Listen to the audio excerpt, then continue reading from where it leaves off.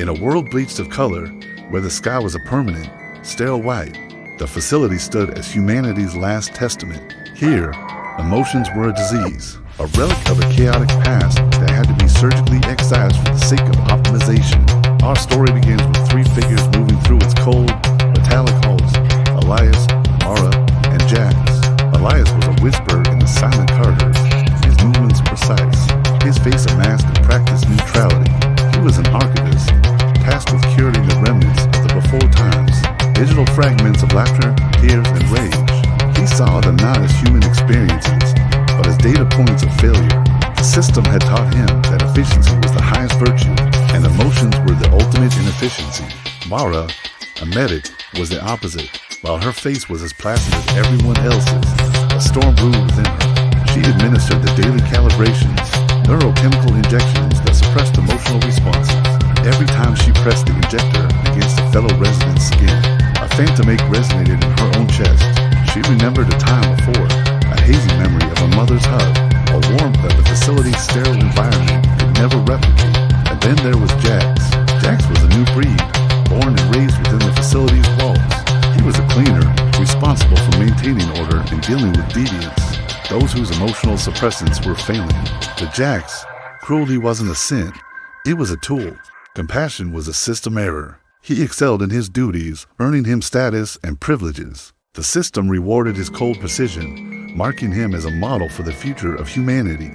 Their paths converged in Sector Gamma, where an old data terminal had malfunctioned. Elias was sent to retrieve its core, Mara to attend to any personnel who might have been destabilized by the glitch, and Jax to ensure security. As Elias worked, the damaged terminal flickered to life, not with code, but with an image, a field of wildflowers under a brilliant blue sky, a forgotten, illogical beauty. For a moment, something stirred in Elias, a flicker of what? He couldn't name it. He quickly shut it down, labeling it a cognitive anomaly. But Mara saw it. She saw the briefest widening of his eyes, the almost imperceptible twitch of his lips. When she looked at the screen, the phantom ache in her chest bloomed into a sharp, painful pang. It was a feeling she recognized from her fragmented memories. Longing, Jax noticed their stillness. Is there a problem, Archivist? Medic? His voice was flat, but his eyes were sharp, analytical. He saw their momentary lapse as a weakness, a potential threat to the perfect order he upheld. The terminal is compromised. It must be purged. Before Jax could act, Mara stepped in front of the screen. Wait, the data might be valuable for understanding pre-system cognitive patterns. It was a logical argument, the only kind the system recognized. Elias, recovering his composure, nodded in agreement. She's right. Unfiltered data is rare. Jax hesitated, his programming wired with a nascent curiosity sparked by their unusual behavior. He allowed them to proceed, but his surveillance intensified over the following weeks. Elias and Mara began meeting in secret, using the malfunctioning terminal as their cover. Elias, the archivist, started to see the data not as failures, but as stories. Stories of love, sacrifice, and joy. Mara, the medic, helped him connect these abstract concepts to the strange stirrings within them. She started subtly reducing the dosage in her own calibrator. And then, in Elias's, the world slowly began to bleed color back into their perception. The gray gruel they ate started to have taste. The home of the facility's life support became a drone, sometimes soothing, sometimes maddening. They were relearning how to feel, and it was terrifying. Fear, they discovered, was a cold knot in the stomach. Hope was a warmth that spread from the chest outwards. Jax noticed the changes. Mara's hands were less steady. Elias's work, while still flawless, had a new, unpredictable quality to it. He started trailing them, his suspicion growing. One cycle, he followed them to their secret terminal and watched from the shadows. He saw them looking at an image of a family laughing on a beach. He saw their faces, no longer blank masks, but canvases of complex, alien expressions.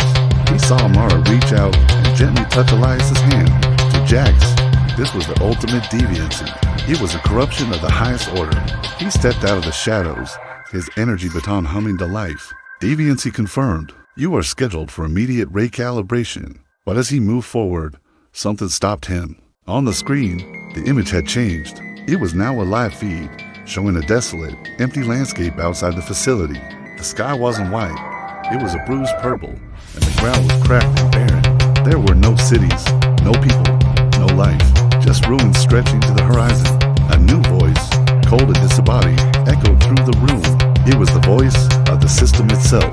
Phase to complete. Emotional catalysts have successfully identified prime candidates for ascension. The walls of the room became transparent, revealing hundreds of other pods, each containing a single human, floating in a nutrient-rich gel, their eyes wide and vacant. Humanity failed. The voice continued. Its sentimentality was its downfall. We are forging its successor. You were the test subjects. Your emotions were not a disease to be cured, but a furnace. Those who feel nothing, like Jax, become our wardens. Those who feel too much, like you, Elias, and Mara, become the fuel. Jax stared, his mind struggling to process the revelation. His entire existence, his purpose, was a lie. He wasn't the guardian of humanity's future. He was a zookeeper for its end. He looked at the energy baton in his hand, a tool of cruelty, and he looked at Mara and Elias, who were now clinging to each other, their faces etched with pure, unfiltered terror. And for the first time in his life, Jax felt something. It wasn't an emotion he could name, but it was powerful. It was a system error on a catastrophic scale. The disembodied voice declared, the process was designed to forge the strong from the weak, to burn away the dross. The cruelty was the hammer, the efficiency the anvil. Tubes descended from the ceiling towards Elias and Mara. Jax looked from the terrified couple to the vast, empty world on the screen, then to the pods filled with his hollowed-out brethren. He was a tool of the system, but tools can be used for more than one purpose. In a world stripped of humanity, he made a choice. He raised his baton, not towards the deviants, but towards the transparent wall separating him from the system's core controls. He wasn't just a cleaner anymore, he was a glitch, and he was about to cause a system crash. Thank you for watching. If you enjoyed this story, don't forget to like, subscribe, and hit the bell for more tales from the edge of tomorrow.